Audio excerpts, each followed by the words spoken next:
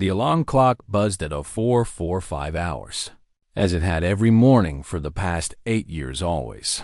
The same shrill note cutting through the silent gloom of Captain Mara Hale's base quarters. The habit was unbreakable, the rhythm drilled into her bones from years of military discipline and the comfort of routine. She rolled out of her narrow bunk, feet finding the cold linoleum with practiced precision, as if her body had mapped every inch of this small room 100 times before. This morning, like all the others, was not about excitement or anticipation.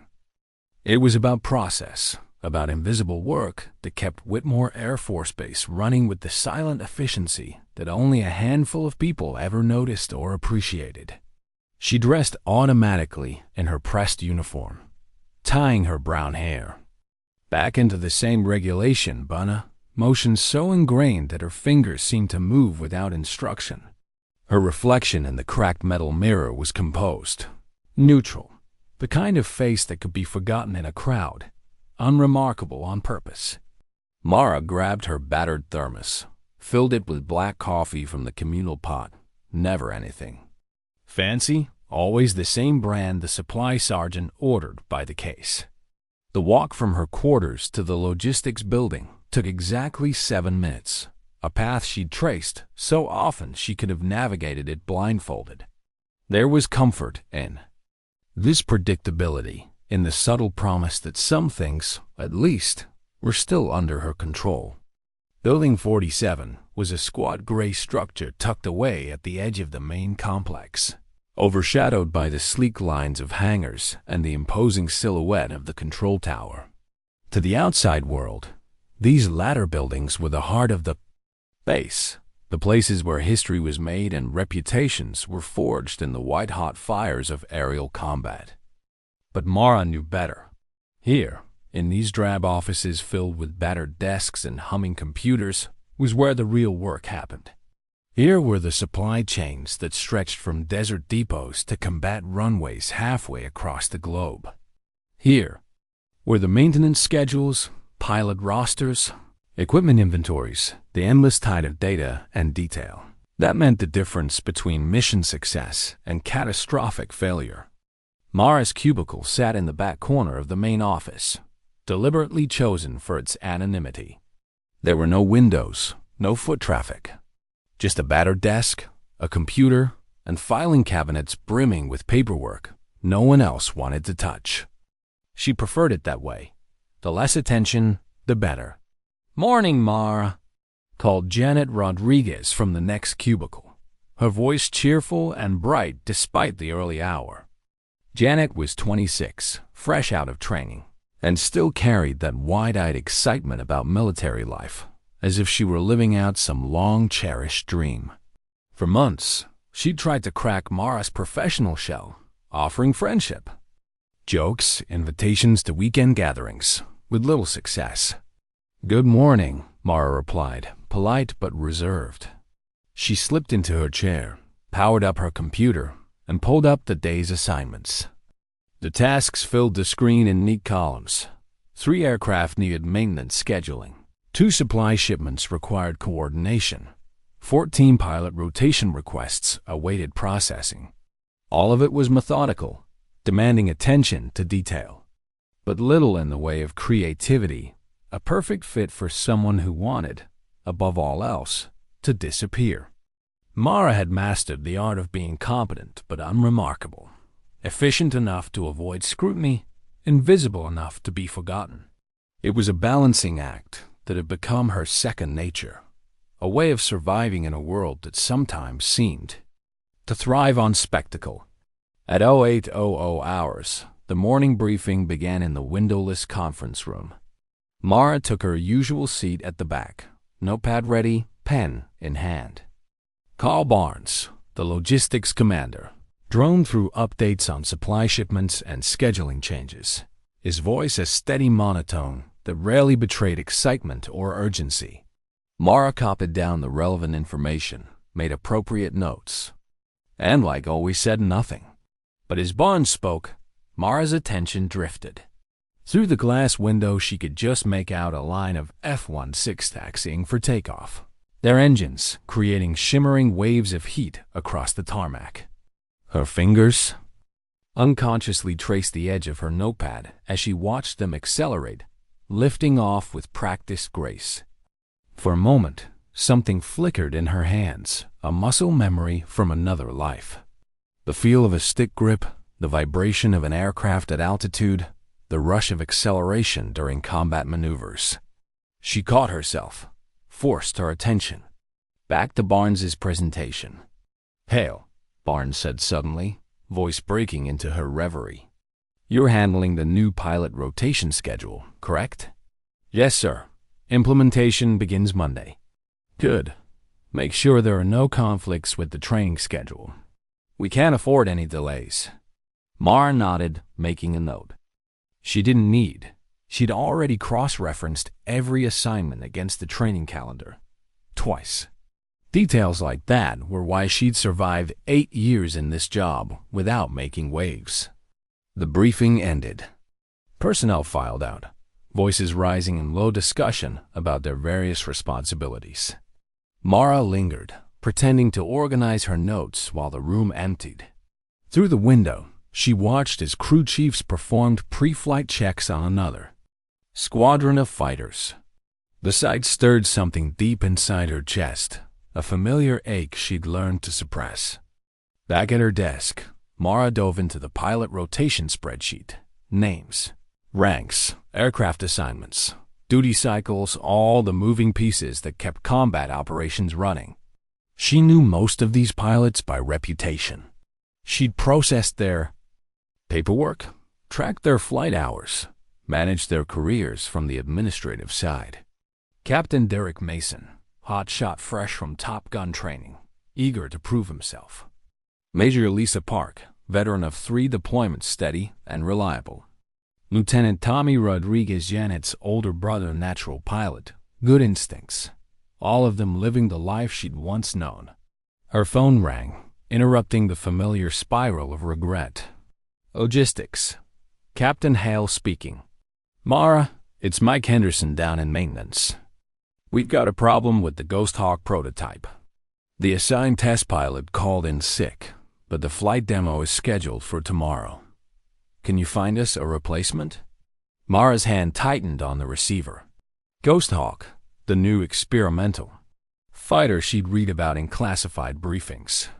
Advanced avionics, superior maneuverability, cutting-edge systems. The kind of aircraft that represented everything she'd lost.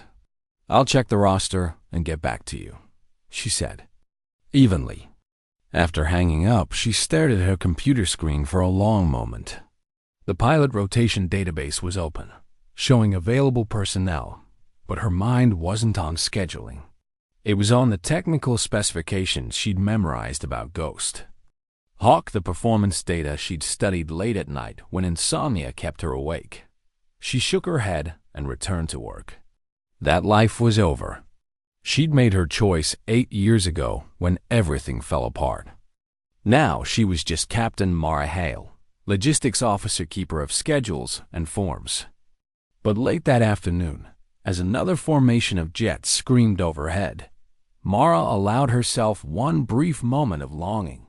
Her eyes tracked their flight path until they disappeared into the distance, carrying pilots toward adventures she could only remember. The ache in her chest deepened, but she pushed it down. Some dreams were meant to stay buried. The Ghost Hawk replacement pilot issue lingered in Mara's mind through the weekend. By Monday morning, she'd identified 3 qualified candidates, but something nagged at her about the whole situation. The prototype program was highly classified. Why was maintenance calling logistics directly instead of going through proper channels? Her question was answered during the weekly staff meeting when Carl Barnes dropped a bombshell. Effective immediately, all experimental aircraft operations will be coordinated through this office, Barnes announced. That includes scheduling pilot assignments and maintenance coordination for the Ghost Hawk program. Major Patricia Whitman, the deputy logistics commander, raised her hand. "Sir, Shouldn't that fall under flight operations? We don't typically handle combat aircraft assignments. Barnes's expression darkened. Command has decided that logistics will oversee all non-operational flight activities. Questions? The room fell silent. But Mara caught the meaningful glance Barnes shot in her direction. This wasn't about efficiency. It was about control. Someone wanted to keep the experimental program under tight administrative oversight, away from the traditional flight operations chain of command. After the meeting, Mara returned to her desk to find a thick folder marked Classified Ghost Hawk Program waiting for her. Inside were technical specifications, test flight schedules, and pilot evaluation criteria. Her pulse quickened as she read through the performance data. The Ghost Hawk wasn't just an experimental aircraft, it was revolutionary. Stealth capabilities beyond anything currently operational.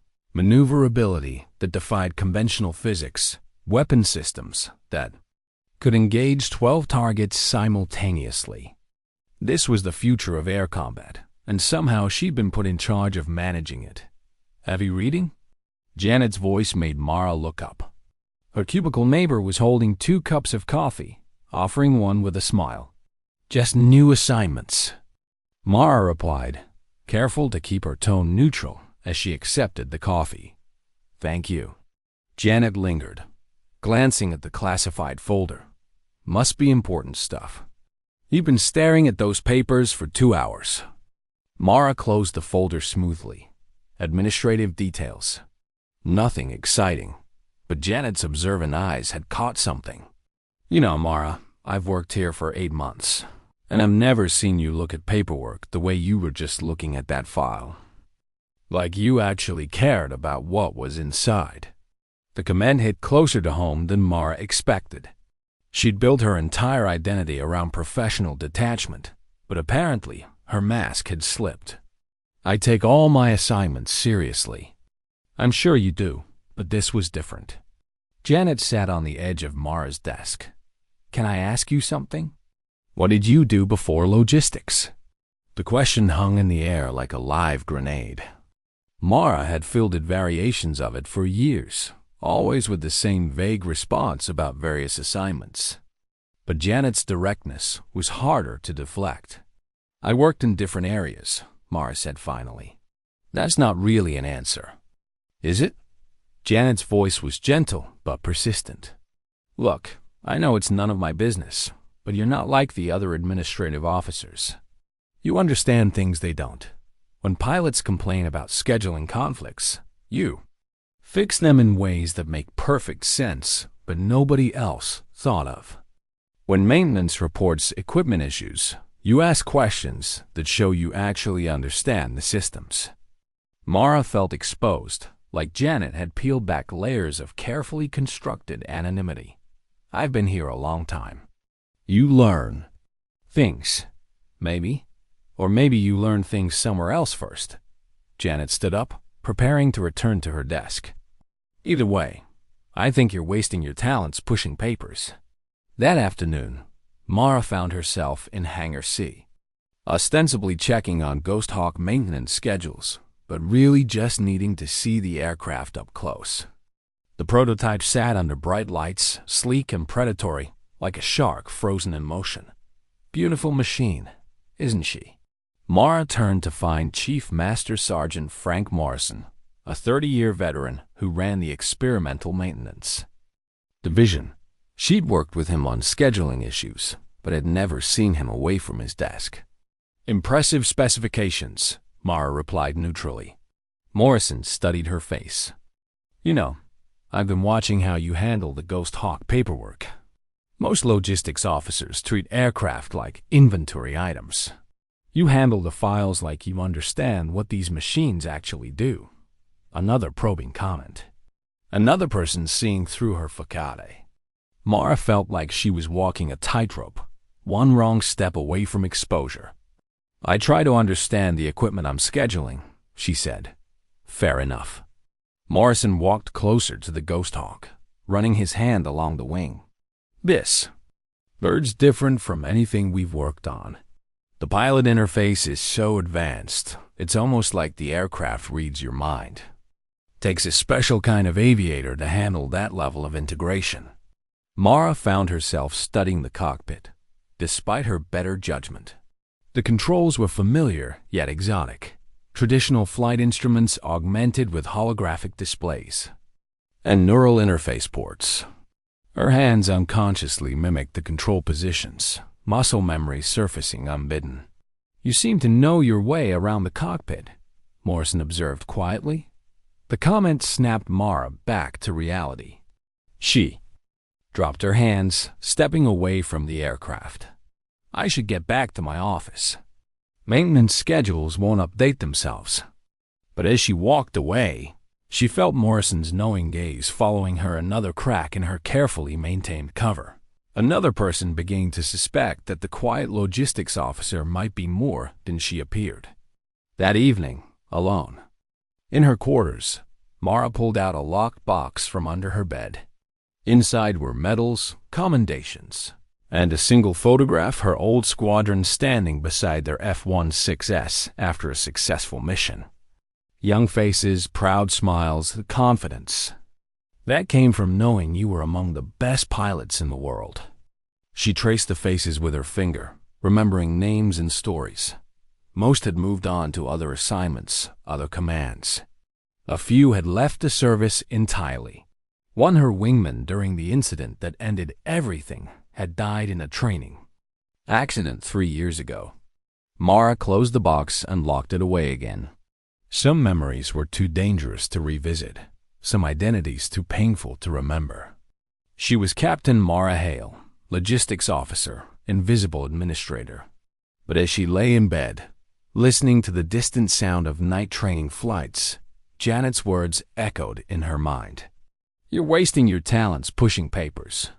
Maybe she was, but safety was more important than fulfillment, and anonymity was safer than recognition. She'd learned that lesson 8 years ago when her world imploded. The problem was, people were starting to notice her again. And in her experience, being noticed never ended well. Tuesday morning brought the first real test of Mara's new position overseeing Ghost Hawk operations. She arrived at her desk to find an urgent message from Colonel Barnes. The test flight scheduled for that afternoon had been moved up to 0900 hours due to changing weather conditions. The problem was immediate and obvious. The replacement pilot she'd assigned was Lieutenant Marcus Cole, and he was currently in the medical bay with food poisoning. With less than 3 hours' notice, she needed to find another qualified pilot from an extremely short list.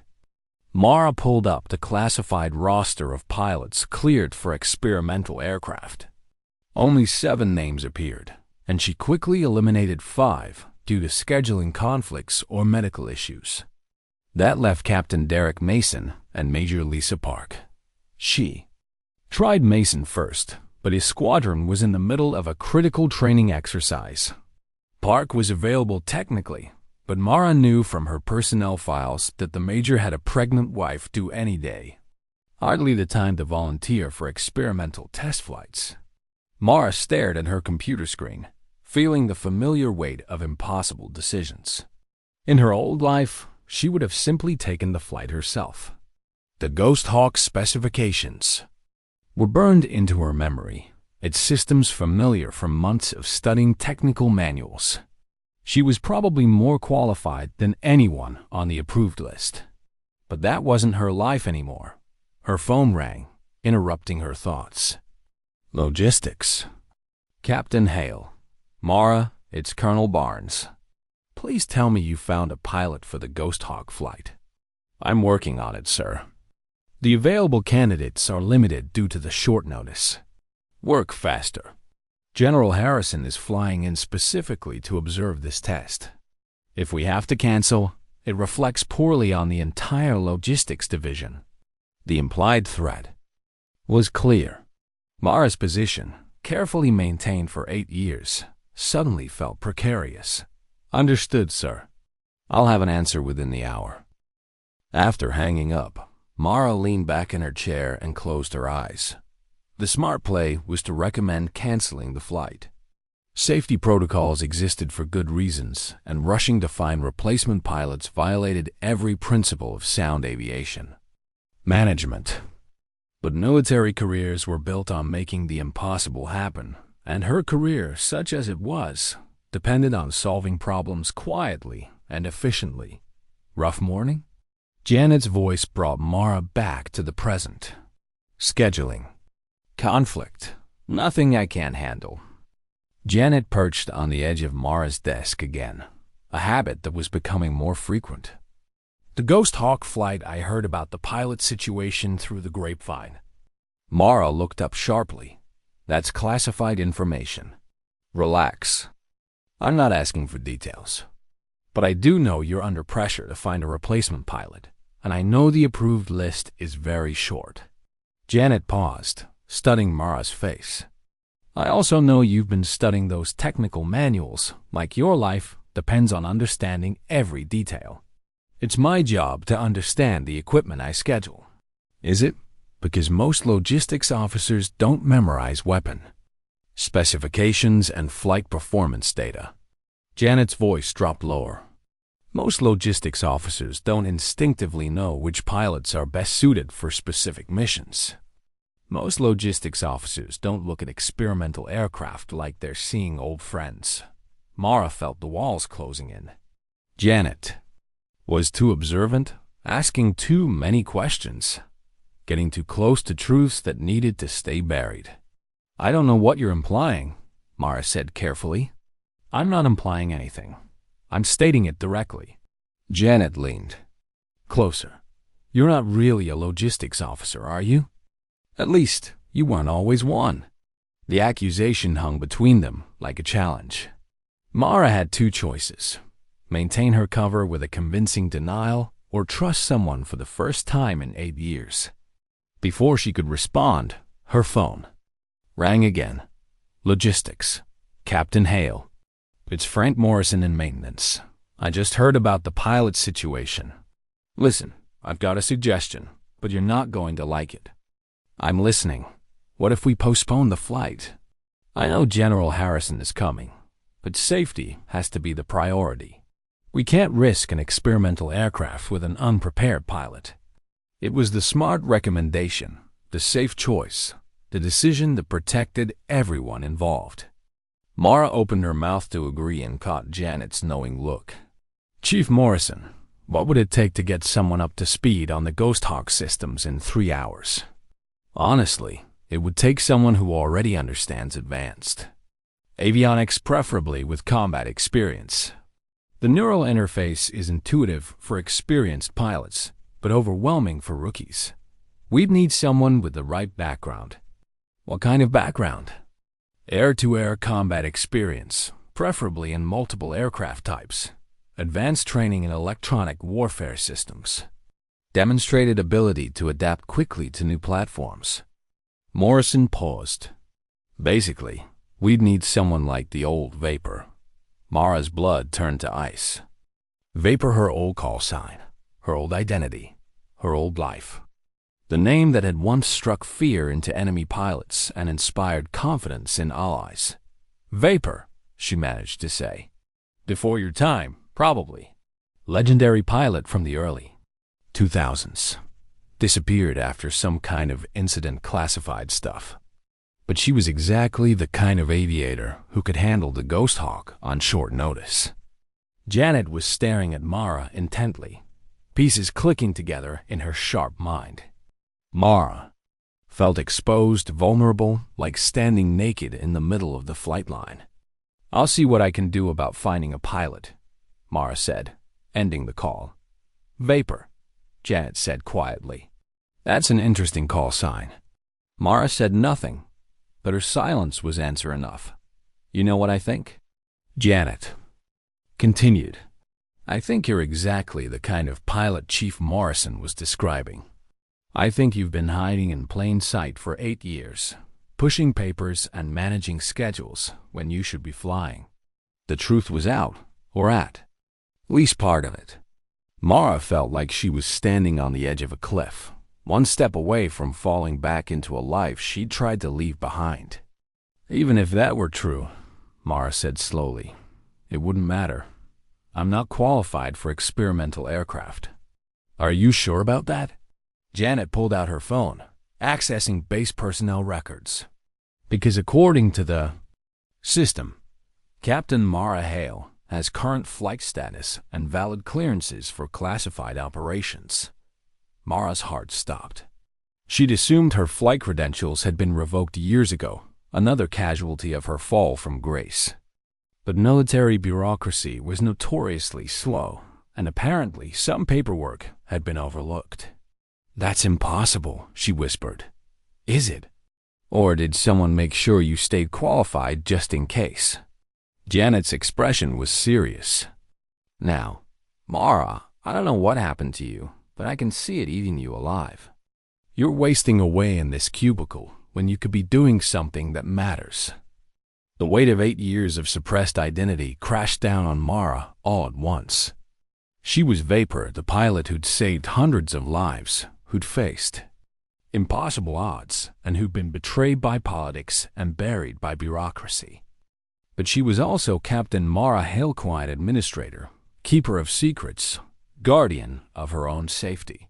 The choice was coming, whether she wanted it or not. In less than 2 hours, she would have to decide who she really was.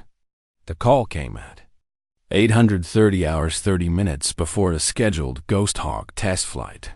Mara was still staring at her computer screen, paralyzed by the impossible choice between safety and duty, when her phone rang with an emergency tone.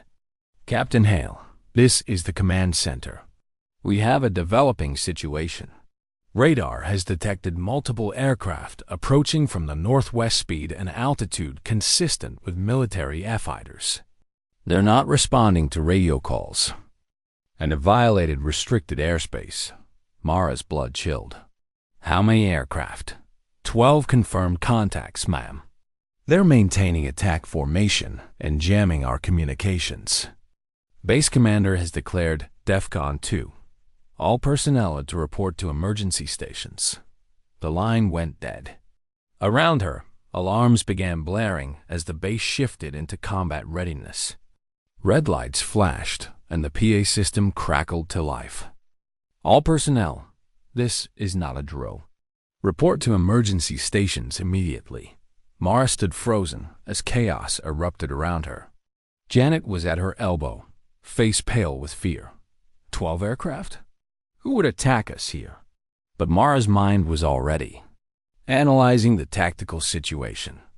12 fighters in attack formation, jamming communications, approaching from the northwest. It was a professional military assault, not terrorists or criminals. Someone with advanced aircraft and experienced pilots had decided to strike at Whitmore Air Force Base. She grabbed her security badge and ran toward the command center. Janet close behind. The corridors were filled with personnel moving to emergency positions. But something was wrong. Too many key people were missing. Pilots, crew chiefs, senior officers. In the command center, chaos reigned. Colonel Barnes was shouting into multiple phones while radar operators tracked the incoming threats. The central display showed 12 red contacts closing on the base at high speed. Where are our fighters? Barnes demanded. Sir, most of Alpha Squadron is at Nellis for training exercises, responded Major Whitman. Bravo Squadron is grounded for maintenance. We have 3 operational aircraft but only 2 qualified pilots on base. 2 pilots against 12. Attackers. Mara felt the familiar surge of tactical awareness, her mind automatically calculating odds, assessing options, planning responses.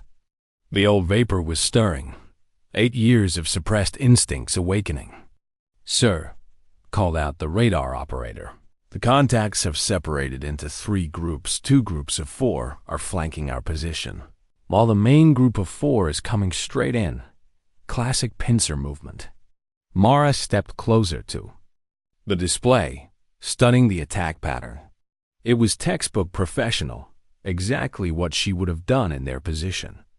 These weren't amateurs. They were experienced combat pilots executing a coordinated assault. ETA to weapons range? Barnes asked. 8 minutes, sir. Barnes grabbed his radio. All available pilots to the flight line immediately. We need everything in the air. But Mara knew the math. 2 fighters against 12 attackers meant certain defeat. The base's defenses would be overwhelmed. Personnel would be killed. Aircraft would be destroyed. Unless... She looked at the command display again, noting details others had missed. The attack formation was perfect for engaging conventional fighters, but it had weaknesses. The lead group was slightly ahead of the flanking elements, creating a gap that an experienced pilot could exploit. The jammers were focused on communication frequencies, leaving navigation and targeting systems partially clear. Most importantly, the attackers weren't expecting significant resistance. They'd planned for a quick strike against a lightly defended target, not a fight. Captain Hale, Barnes spotted her in the crowd. What are you doing here? Logistics personnel should be in the bunkers. Sir, request permission to assist with aircraft coordination. We don't need schedules right now, Captain. We need fighters in the air. Mara took a deep breath, crossing a line she'd avoided for 8 years. Sir, I'm qualified for combat operations. Barnes stared at her like she'd spoken in a foreign language. You're a logistics officer. Check my record. Sir, flight status current. Clearance is valid. Combat experience extensive. Major Whitman was already pulling up Mara's personnel file on her tablet. Her eyes widened as she read. Sir, Captain Hale has current Type 1 flight status and is cleared for all classified aircraft operations. Combat experience includes my God. She's got over 200 missions. That's impossible, Barnes said. She's been pushing papers for 8 years. Sir, Mara said quietly, my previous assignments are classified. But I'm qualified to fly the Ghost Hawk, and right now, you need every pilot you can get. The command center fell silent, except for the steady beeping of radar contacts. Everyone was staring at the quiet logistics officer who just claimed she could fly experimental fighters into combat. Barnes studied her face, seeing something he'd missed for years. What's your call sign, Captain? The question hung in the air like a challenge. Mara felt 8 years of careful anonymity crumbling, but with 12 enemy fighters bearing down on the base, hiding was no longer an option. Vapor, sir. The reaction was immediate. Morrison, who'd arrived from maintenance, sucked in a sharp breath. Several of the younger officers looked confused, but the veterans recognized the name. Jesus Christ, whispered Major Whitman. Vapor? You're the pilot from Desert Storm, the one who disappeared. Barnes finished. Captain, if you're who you claim to be, why have you been hiding in logistics? That's classified, sir. But right now, those details don't matter. What matters is getting aircraft in the air before those 12 fighters reach weapons. Range. Barnes looked at the tactical display, then back at Mara. The base commander was faced with an impossible choice. Trust the word of a logistics officer who claimed to be a legendary pilot, or watch his base get destroyed by overwhelming odds. Morrison, Barnes called out, is the Ghost Hawk ready for combat operations? Yes, sir. Fully armed and fueled. Systems optimal. Time to target? 5 minutes, sir. Barnes made his decision. Captain Hale, you're cleared for immediate takeoff. God help us all if you're not who you say you are. Mara nodded once, feeling the weight of 8 years lifting from her shoulders. Sir, I'll need clearance for unlimited maneuvers and weapons-free authorization. You've got it. Now go. As Mara turned to leave, Janet grabbed her arm. Mara, wait. You don't have to do this. You could stay here. Stay safe. For a moment, Mara saw her reflection in Janet's frightened eyes, the quiet administrator, who'd found peace in anonymity who built a life around avoiding exactly this kind of situation. Then she looked at the tactical display at 12 red contacts carrying death toward her base. Her people, everything she'd spent 8 years protecting from the shadows. "Yes," she said quietly. "I do." She ran toward hangar, toward the Ghost Hawk, toward a confrontation that would prove whether 8 years of hiding had dulled her skills, or simply stored them like a compressed spring, waiting for the moment when vapor could finally return to the sky. Behind her, the radar operator's voice cut through the command center noise. 4 minutes to weapons range, all contacts maintaining attack formation. The clock was running. The enemy was coming. And for the first time in 8 years, Captain Mara Hale was going to do what she was born to do. Mara sprinted across the tarmac as alarms wailed overhead. 3 minutes until the enemy F-fighters reached weapons range, barely enough time to reach the Ghost Hawk, let alone get airborne and into position for engagement. Every second counted now. Hangar C was in chaos. Ground crews scrambled to prepare. The two conventional fighters, while Morrison stood beside the Ghost Hawk, headset in hand. He spotted Mara approaching, and his weathered face showed a mixture of relief and concern. "Vapor," he called out, using her call sign for the first time in 8 years. "Bird's ready. But are you sure about this? It's been a long time since you flew combat." "Like riding a bicycle, Chief," Mara replied, grabbing a flight suit from the equipment locker.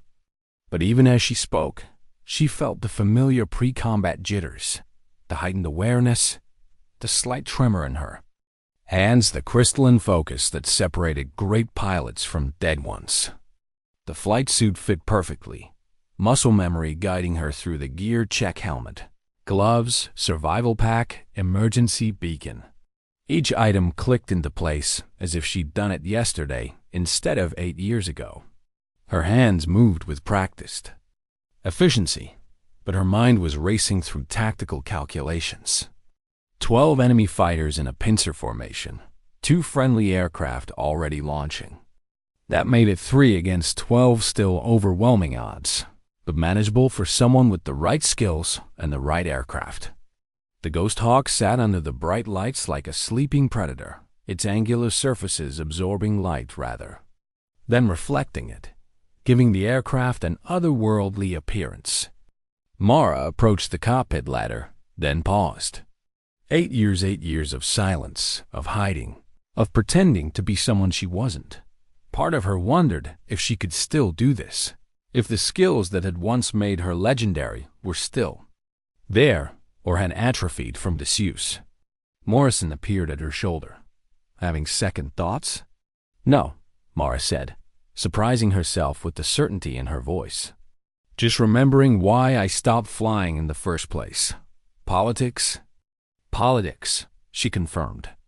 "But those 12 aircraft out there aren't interested in politics. They're here to destroy this base.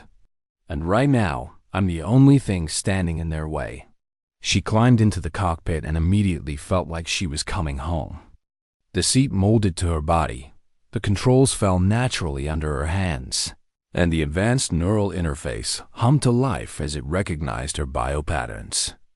The Ghost Hawk systems were far more sophisticated than anything she'd flown before, but the fundamental principles were the same. "Ghost Hawk 1, this is Tower," crackled through her headset. "You are cleared for immediate emergency takeoff. Runway 27 is clear." "Tower, Ghost Hawk 1, ready for departure," Mara replied, then switched to internal communications. "Chief Morrison, final systems check?" "All green, Vapor.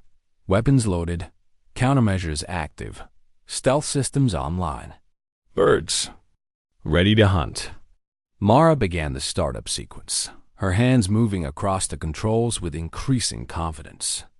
The engine spooled up with a different sound than conventional fighters, quieter, more efficient, but with an underlying power that promised incredible performance.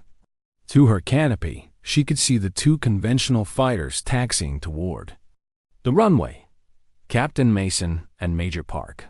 both excellent pilots but flying older aircraft against superior numbers. They'd need every advantage she could give them. Tower, Ghost Hawk 1 requesting tactical briefing. Ghost Hawk 1. Enemy aircraft are 3 minutes out, approaching from multiple vectors. You are cleared to engage with all available weapons. Good hunting. The runway stretched ahead familiar, welcoming. Mara pushed the throttles forward and felt the Ghost Hawk surge forward with breathtaking acceleration. The aircraft seemed eager to fly, responding to her inputs with precision that bordered on telepathic. Wheels left the ground, and suddenly she was airborne again. After 8 years on the ground, the sensation was indescribable freedom. Power and purpose all merged into a single moment of pure exhilaration. The quiet logistics officer was gone, replaced by something far more dangerous. Ghost Hawk 1, airborne, she reported, banking toward the northwest where radar had last detected the incoming threats. Climbing to Angels 20, requesting target update. Ghost Hawk 1, we're tracking 12 contacts in 3 groups. Lead. Group bearing 310, range 15 miles. Flanking groups at 330 and 290, similar ranges. Mara studied her tactical display as the Ghost Hawk climbed toward 20,000 feet. The enemy formation was textbook perfect, exactly what she'd expect from professional military pilots. Defection had its own vulnerabilities, and predictability was the greatest weakness of any textbook maneuver. Ghost Hawk 1, this is Falcon Leader, came a voice she recognized as Captain Mason.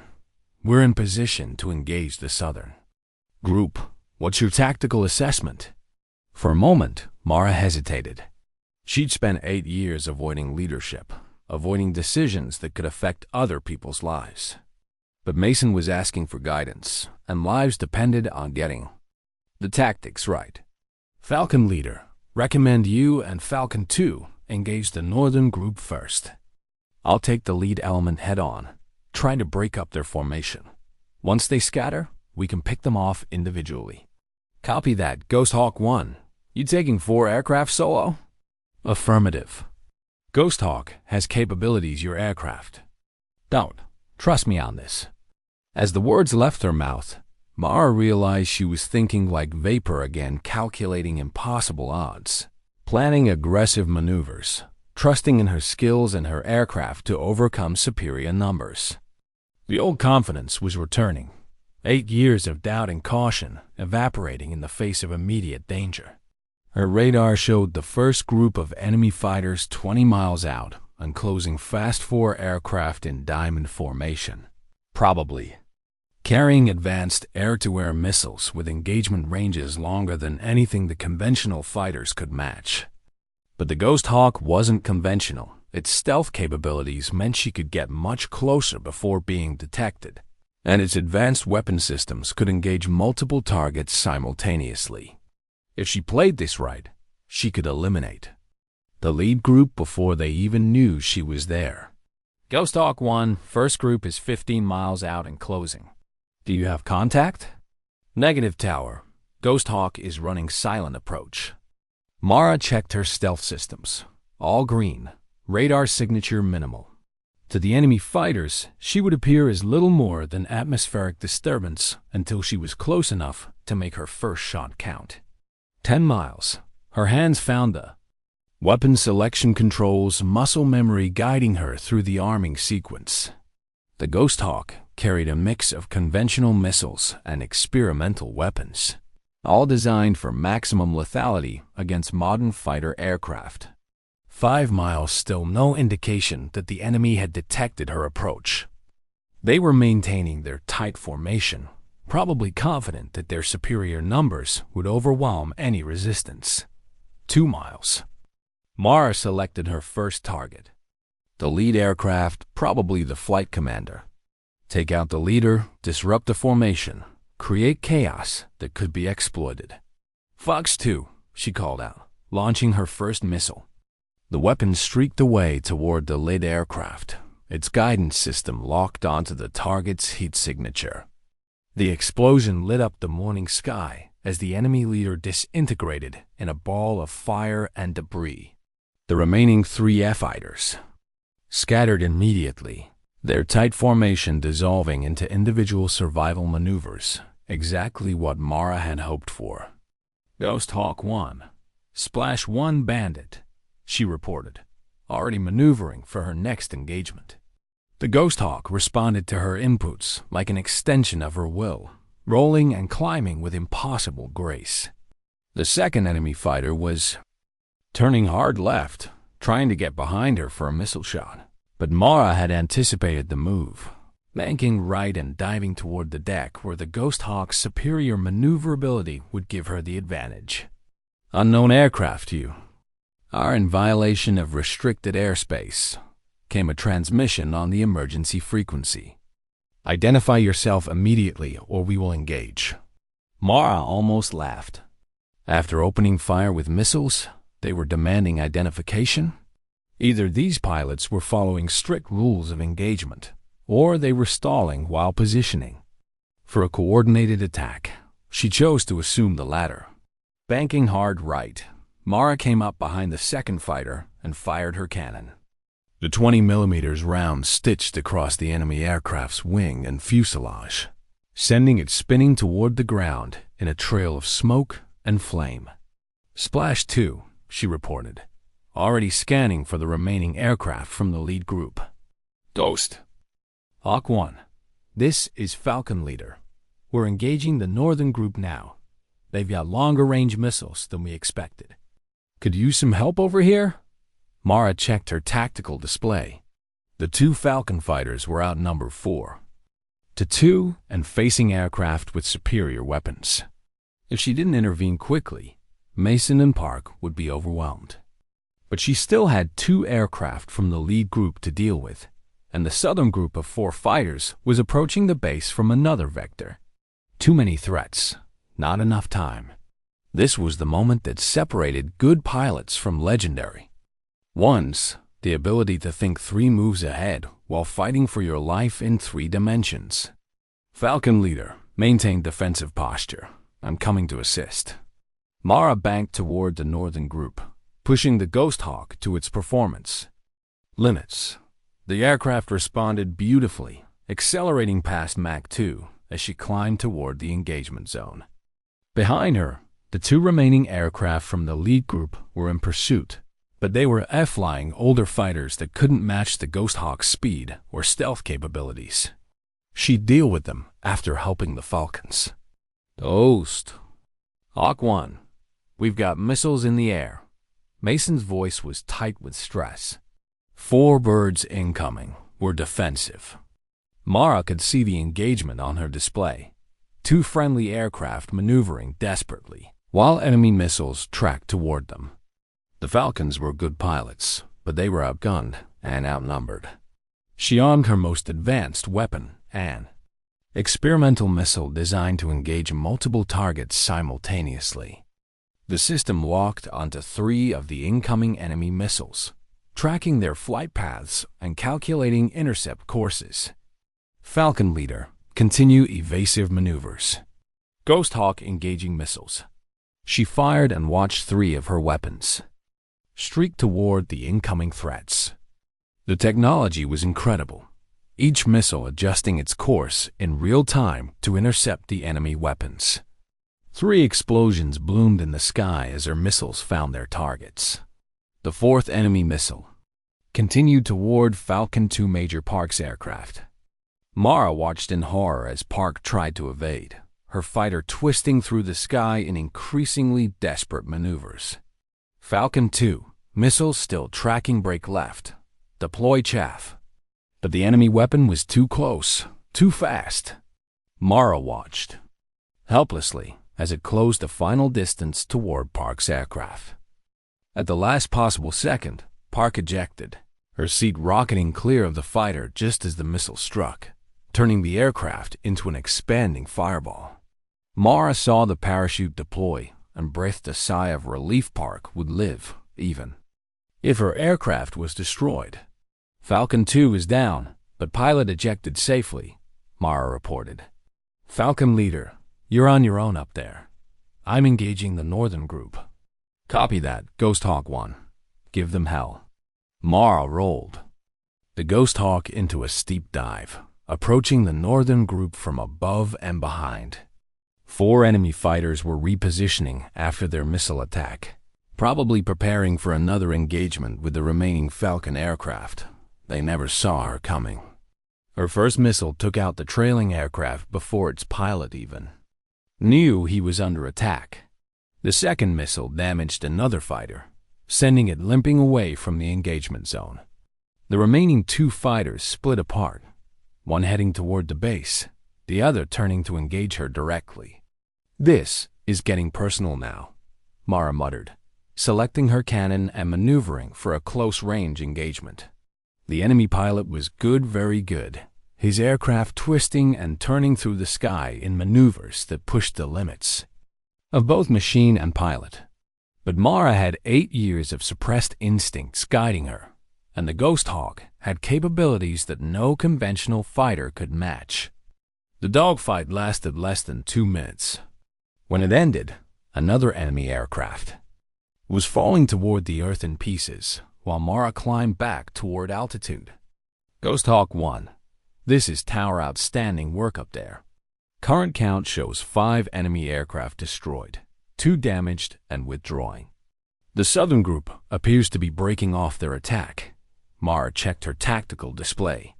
The remaining enemy aircraft were indeed withdrawing, apparently deciding that the cost of continuing the attack was too high. The base was safe. The immediate threat was over. But as the adrenaline began to fade, Mara realized that everything had changed. She was no longer the quiet logistics officer who hid in Building 47. She was Vapor again, the pilot who just single-handedly broken up a coordinated attack by superior numbers. There would be no going back to anonymity now. Too many people had seen what she could do. Too many questions would be asked. The carefully constructed life she built over 8 years was about to crumble. Ghost Hawk 1, you're cleared to return to base. And Vapor, the tower controller's voice, carried a note of awe.